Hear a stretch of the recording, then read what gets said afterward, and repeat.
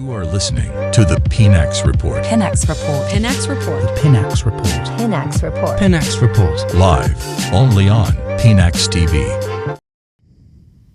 All right, so this is what is really going on. Bawumia is right now hitting the campaign trail. So you've seen over the weeks in same PL Koso and the campaign team. You Tony, we are boarding in ano, Pape and name. We've even seen videos and pictures of him and Nekaka.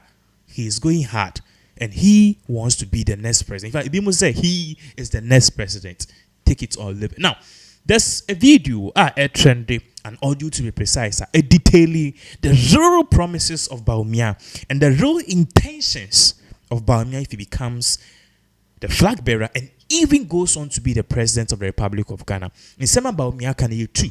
Simple. Number one, also or no, the record as the vice president is unmatched in the history of Ghana, which means Obi Beye vice president, Obi Abe vice president Okrum Hebiano. Nipa no record entro no Bawumia de. Enu po de ebeka wan semechi. Number two, and na ebo amanfo dam say what is this guy saying? Bawumia catch say. Sisi an Ghana na ye the flag bearer be man no na e opesi vote man no. He is come to transform this country to something like Dubai. In fact, Bawumia is promising heaven. At the end, say that, but it's a direct message to Ken because according to Bawumia, Ken Edidi Atemno is busily telling the people or selling his ideas to the ordinary Ghanaian and telling people that he is the savior, not somebody at Nibufua or Sobema shoulder. For me, at this stage of our development, our preferred is 2000 intake. You can imagine the furore this caused. Is this man Wabodamana? You know, what is he talking about? You know, that this, what is the Ghana card? What is system? How could it be so much more valuable? I'll just give you a few reasons. And it wasn't said, you know, cavalierly. There was thinking to that statement, and I want the people to think about it. For the first time in our history as a country, you know, we have a unique identity system, you know, which is biometric. So we can uniquely identify every individual, whether they are alive or dead, right? We can uniquely identify every individual. So immediately, if you can uniquely identify each individual, the case of ghost names on our public sector payroll will become a thing of the past. Immediately, once we do it, and I'm working with controller here, we're doing a lot of good work on the controller payroll database and cleaning it up. If you look at what has happened recently, National Service Scheme, we found 14,000 ghost workers, saved annually 114 million Ghana cedis to the public exchequer, from 14,000, just from one institution.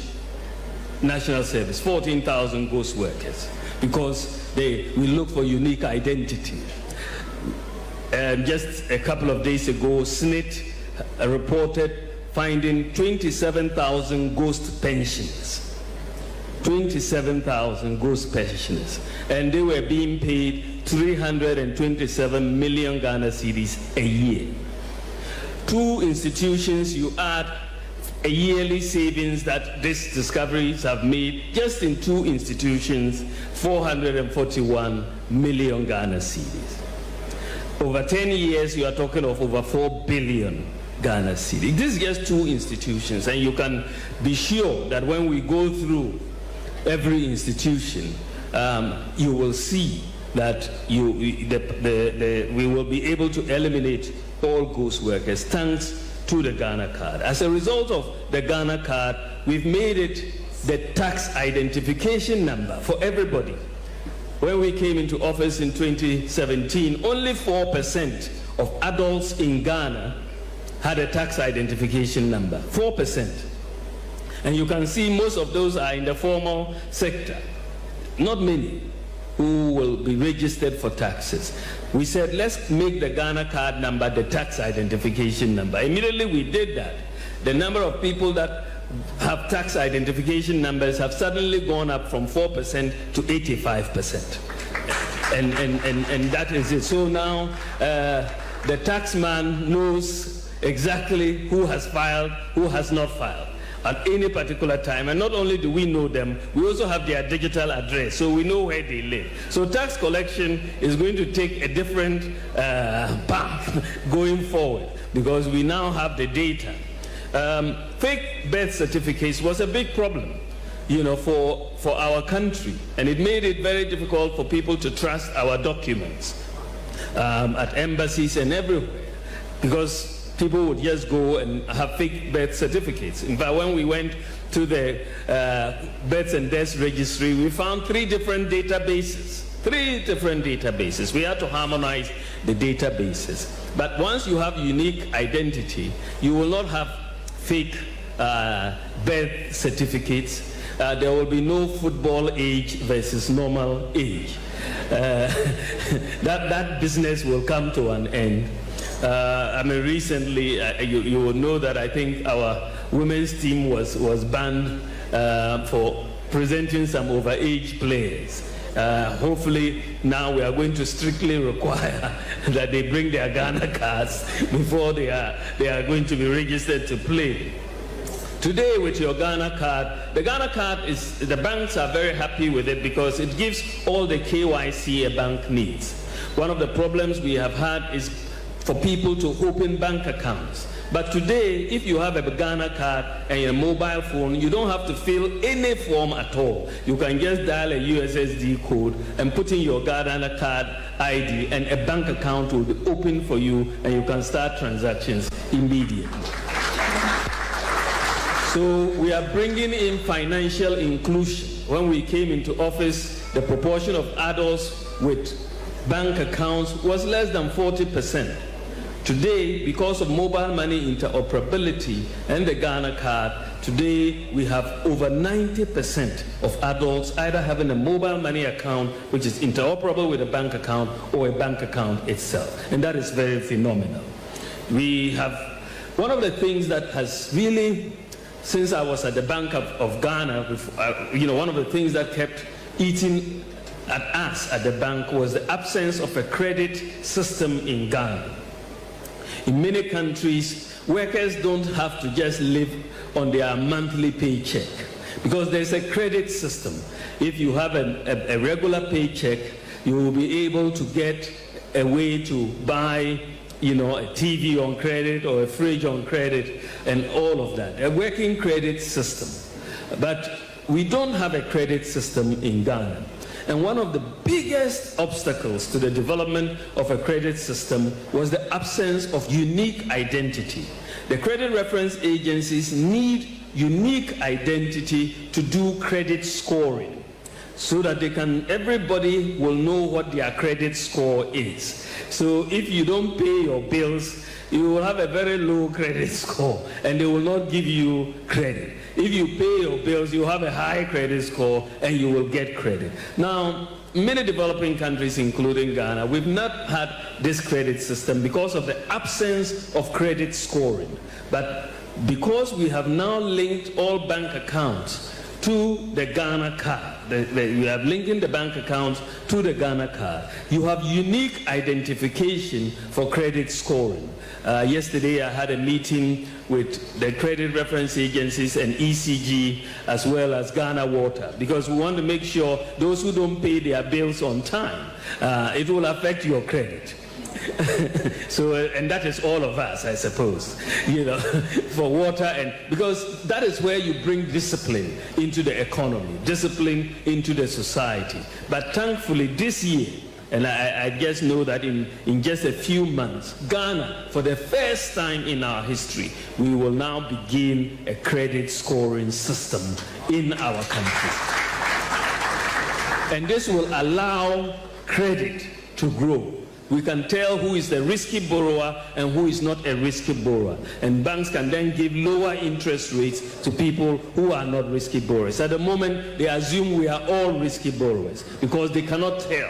We are not uniquely identified. The risk the people who don't pay, their sins are visited on all of those who pay. And so we now want to distinguish, and if you go and commit your sin, you go into hell yourself, and don't take us along with you.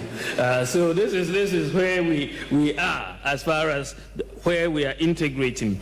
Today we've integrated the Ghana card also with the SNIT card, the SNIT, and so SNIT no longer has to print SNIT cards again. They are saving close to $30 million every year now because they only need a Ghana card. They don't need that. We have integrated it with the NHIS card. NHIS is not going to print separate NHIS cards again because they have the Ghana card, and the Ghana card is going to work as the number is your NHIS number, the number is your SNIT number, the number is your tax identification number, and so on. So we are integrating the databases and making a lot of savings. Some people die and you cannot recognize who they are. They have no identification. And in those sorts of tragic cases, if they are registered on the National Identification System, they can easily be identified. Today, because of the unique identification, we've been able to introduce a no-guarantor student loan policy, right? Because before you needed to bring guarantors because you didn't know whether you would find this student or not once they started working. And people, the workers who were on SNIT, some of them have paid a heavy price for guaranteeing for students who have run away. But now we can identify everybody uniquely, and we are going to start this from birth, because we are linking Ghana Health Service births and deaths with the NIA now, and we hope by the end of this year, we are hoping the system would have been completed, and when a child is born, that is when we issue the national ID number, and they take it through school till death, and that is how we transform this economy. We also have done something that many countries have not done with the Ghana card. We engaged ICAO, the International Civil Association organization, the headquarters in Canada, on how to make the Ghana card a travel document. This has generated a lot of controversy because people cannot really think and see how this card can be a travel document. Well, at least we have two halves. Either you travel out or you travel in. We have gone through ICAO certification for the Ghana card, and it has met all the requirements. In fact, it is more advanced than all the passports that we are carrying, much more advanced. So the Ghana card has gone through ICAO certification, and you can use it to travel into Ghana. We've informed all the airports in the world, all the airlines, that if somebody loses their passport whilst they are abroad, for example, and they need to travel to Ghana, once the plane is coming to Ghana, they present their Ghana card, they will be allowed to board and come to Ghana. And that is already a system that is working. So if you to come now at immigration, there's a line for Ghana card holders, and it is working. And even though people, very soon you will see that our problems with voter registration will disappear. It's only a matter of time. If not at the next election, then the election after, because we spend so much in voter registration. But once unique identity is determined, and you cannot have underage people coming to register to vote and all of that, I think the Ghana card will be a good identification document, as we are already seeing, so that we sanitize the voting registration system. In many countries, once you are 18, you are essentially on the voters register, and that is it. There's no complication to this and going to fight and break legs and so on as we register to vote. The system is the system. If you are 18, you are on the register. Simple. And I think this is where we are headed. So I think that the digitalization process, and I've just taken time to explain, because a lot of the time we have, as a country, really focused on brick and mortar for development, right? You build this road, you build this and build that. But we have not focused on systems. We have not focused on systems for the longest time. But systems and data and institutions is what develops countries. It's not brick and mortar. You know, so these systems that we are putting in place, from digitalization of the various public sector offices and on all of that, national ID, mobile money and all of that, is what will transform Ghana. It's really what will transform Ghana. And that is why, once we enter the fourth industrial revolution, we have to pay.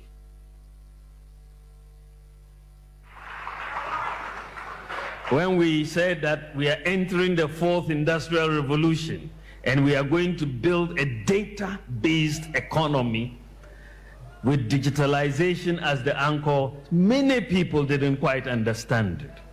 There's no viable economy in this fourth industrial revolution.